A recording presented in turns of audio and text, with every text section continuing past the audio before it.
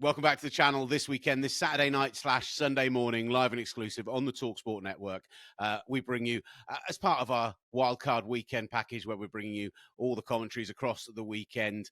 It's the AFC North rematch, the huge game between the Baltimore Ravens and the Pittsburgh Steelers. And I'm delighted to say that joining us now, a man who we very much consider one of our very own, David Ojabo, is with us. David, how are you doing, brother? I'm good, boss. How you doing? Yeah, very well, man. Thank you. Very, very well indeed. Going into what year 3 of this now? How are the playoffs feeling for you? How are you? How are the kind of vibes around the building feeling? Maybe different to last year. Man, it's exciting, man. Going to playoffs, you never take that for granted. Our coach was just telling us some people go their whole careers without even sniffing the playoffs. So we're very excited, very blessed. We work for this too, so just excited. The vibes are high in the building right now, and it's going to be a good game on Saturday. From your perspective, like preparing for a team that you guys have already faced twice this year, split with so far this year, is that for you a big benefit, or does it offer huge additional challenges? I mean, yeah, it's definitely. I would look at it as a benefit because we faced them. It's for the most part same faces. So just end of the day, it's day by day. It's play by play. It's the NFL. Any given day you could win or lose. So you just gotta go out there and execute. What's been asked of us, and we'll like the results. You had a good game against them, it's fair to say, back on the week before Christmas. It's part of that crazy 3 games in 11 days. So for you personally, when you take a look at this Steelers line, this Steelers lineup, is it an offense that you feel like you can get after, you guys? Yeah, just the same goal is to do what we did and even more to them. From last time. Just keep the pressure on. And just get after them, man. Just it's going to be a great game. There has been big changes for your defense pretty much since the bye week. It's been well publicized, Zach Orr, and your decision to kind of move Kyle Hamilton back to a much stricter free safety rule and really change what the shape of that defense looks like because of it. Just talk me through a little bit what it was like for you guys installing that kind of change midway through the season, and how much is that kind of communication from back to front? Is it accurate as how much of an impact that can make, that it has become much clearer for you guys? Honestly, look, we just trust whatever these coaches, the decisions they make. They felt like that's the best decision going forward, and maybe the stats prove so, but that's far above my pay grade, brother. I just get the call, get lined up, and just get ready to execute. Is it different on the defensive line when you're pass rushing? Like, I guess you've got your stunts, you've got your moves, you know what your position is, and you let those guys behind you worry about coverages. Yeah, man. Look, I get the call from Rowe. I'm locked in. Everything else after that, look, they can handle it. But we get the initial call and then it's go time. Does it feel like Roquan himself has kind of, now he's been given a slightly changed role and is kind of controlling the front more and being able to share those responsibilities? Do you feel like he has felt freer? Do you feel like he has had a chance to really show what he can do? Yeah, man, because he honestly is like the coach on the field. He has that freedom to make adjustments while we're out there. And him and Coach Zio do a good job of relaying and communicating back and forth. So, as the leader of our defense, and we go as he goes, man. Love that. Absolutely love that. Look, on that point, we spoke with Tyler Linderbaum a couple of weeks ago, ahead of actually those Christmas games. And I look at you guys in the trenches, and it's clearly a team that's built that way. But the All Pro votes have just gone in. The MVP votes are heading in shortly, and I've got to ask about those guys on your team, like Lamar Jackson and Derrick Henry. Let's start with Lamar. Like, what is it like being around him every day? I think you might have just had. Yep.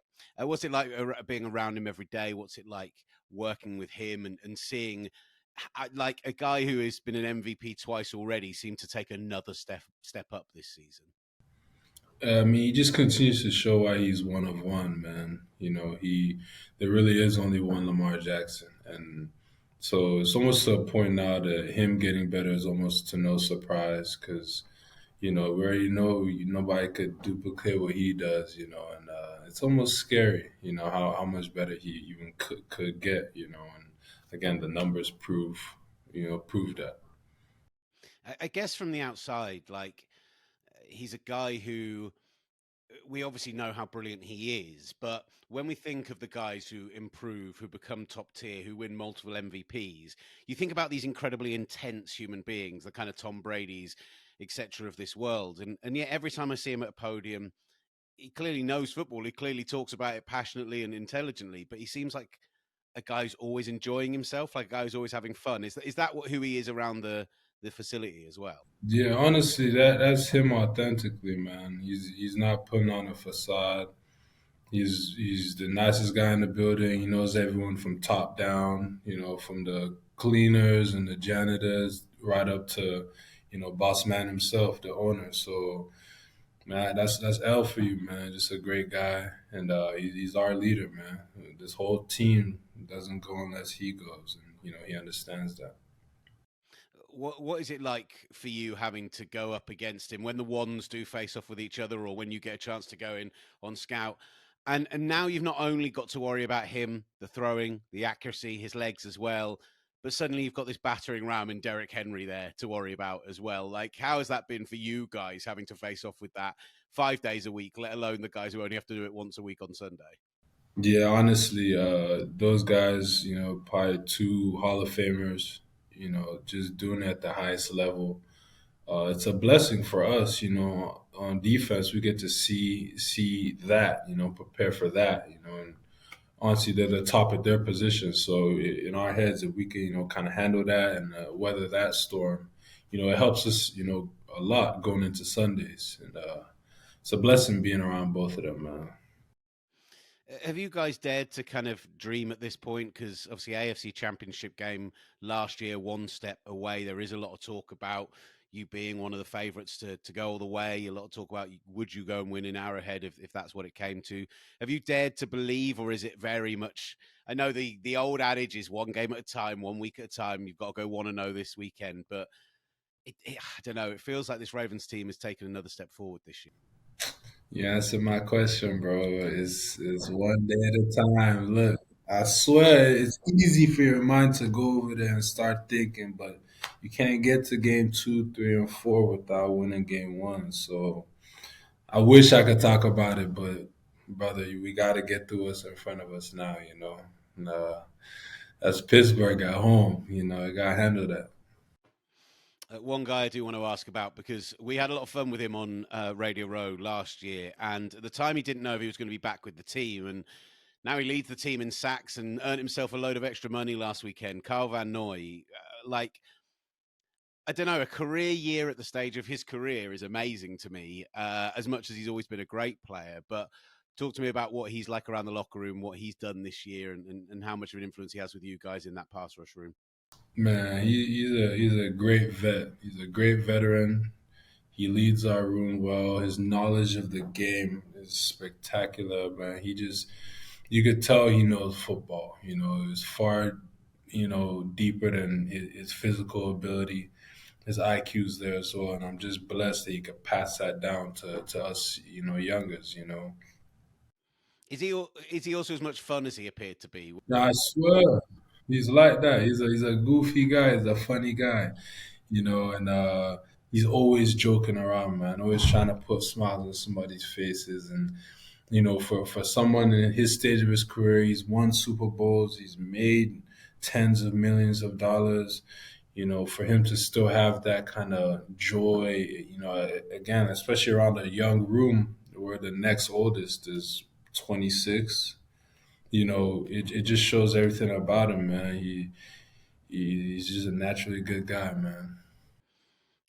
I love that, and look, it's what I saw last year because him and Kyle Hamilton were doing some stuff together, the two of them, kind of touring around Radio Row, doing media appearances, and seeing we'd spoken to Kyle actually a day earlier, Kyle Hamilton, not Van Noy, that got confusing. To see how much Kyle Hamilton looked up to him, reacted to him, felt a lot like more comfortable to talk around him, like you could see that leadership there. So I was so glad he came back this year, and it ended up being the right decision. I do have to. There's one player I do have to ask about from last week before we get a last question in about Pittsburgh. Are you a little bit disappointed that Michael Pierce didn't try and run it back? Didn't try and try and get like because I know as a big man myself, as a guy who tops at 300 pounds, I want to see big guys make big plays. Hey man, look, that's a vet right there. He knows when to, kneel down. We trust his judgment, man. But obviously, we would have loved for him to magically run it back for a touchdown or whatever. But we know that he knows what he's doing. Just take a knee, play it safe, call game, let's go home. Simple as that. I mean, talking about Pittsburgh, I think to get him home, it would have taken like a James Harrison esque entire team following Yeah, him as a whole train, like all of convoy. you getting Yeah, blocks yeah, in. yeah. That would have been funny. Yeah. Amazing, amazing. Look, finally, I know there's a load of UK Ravens fans heading out for the game this weekend, and it obviously is a huge rival. We do see it a couple of times a year, and yet it does turn out great games consistently. So, is there a message for all these UK fans who'll be rooting for you come Saturday? Man, honestly, just energy, man. Energy, energy. We need all that. And man, we're gonna put on a show. It's gonna be great. And one game at a time, baby. Love that, David. Always appreciate your time. Thank you so much, man. And look, maybe we'll be seeing you in New Orleans. Who knows? Hey,